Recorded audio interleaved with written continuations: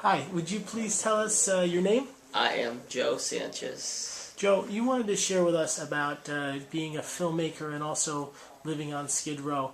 What is it like living on the streets while pursuing your dreams? It's really a constant struggle. Well, I I mean, I guess my background really is about just going against the odds, and this is the definition of struggling with yourself and not being able to adapt to a certain situation or lifestyle, because obviously it's not you.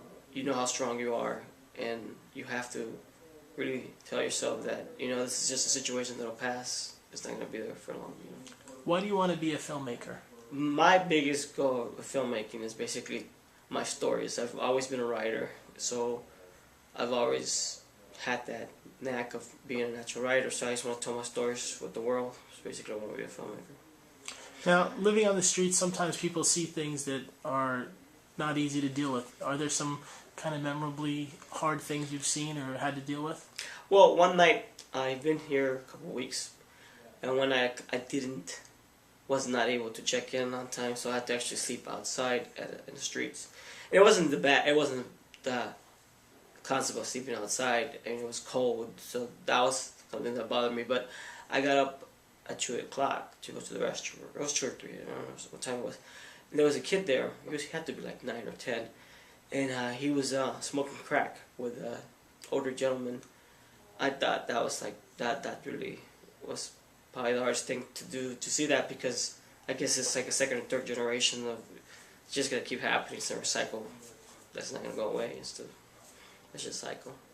When you see a 10-year-old smoking crack on the streets, homeless, what does it make you feel like as a human being? I guess that we're not all doing our part. That obviously this cycle is always going to continue, because people. Well, I mean, I can't say that. Let me take that back, because obviously we do our part. It's just a circumstance. I guess it's hard to describe what to say there, because it really comes down to the individual, and even if you intervene, there's only so much you can do. The kid has to be able to carry his own weight. Okay. Now, it sounds like you came out to California to pursue your dreams, as a lot of people do. A lot of times we get knocked down or rejected, or things are tough, whether it's emotionally or financially, and we struggle. And through the world, people are struggling right now. What message or hope would you share to anyone else that's going through either not having a place to live, or things are tough, or they're out there trying to get their dreams and it's taking longer than they hope? What encouraging words would you maybe share? I guess the most encouraging words I could say is just persevere. I mean, no matter what. True story. When I moved to Orlando, I went through the whole thing.